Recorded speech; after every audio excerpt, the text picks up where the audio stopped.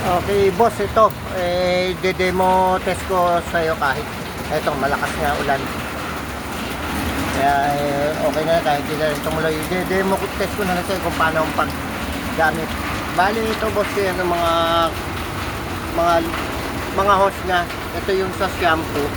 Purong shampoo ay yung nasa bote. Tapos, ito yung sa water. Kaya naka full open yung sa timba.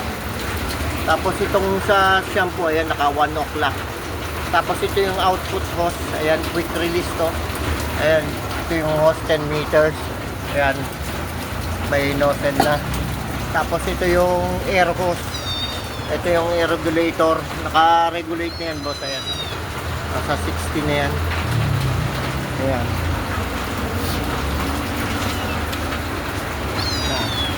Naka-regulate na yan.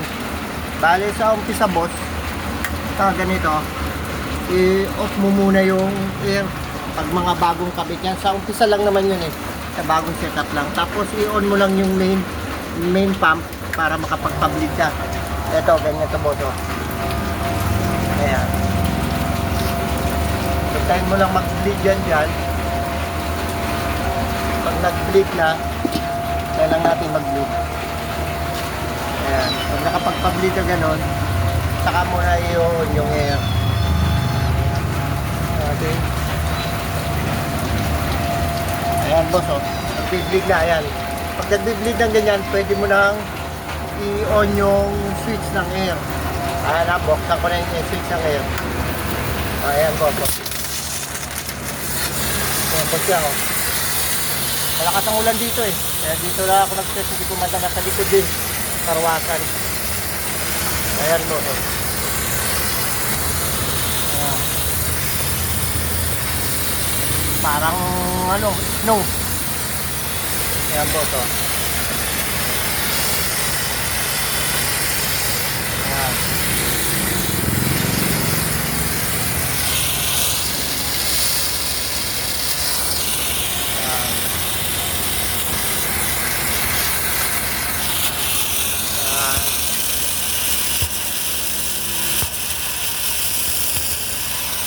Ayan, boss.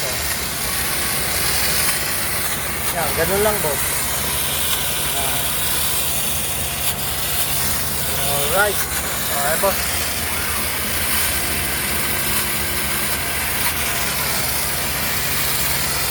Dami ng bula dito.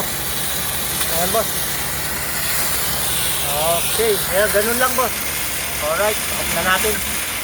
Ayan. Ayan, boss. Ayan. Ganun lang pag setup yan, boss. Alright.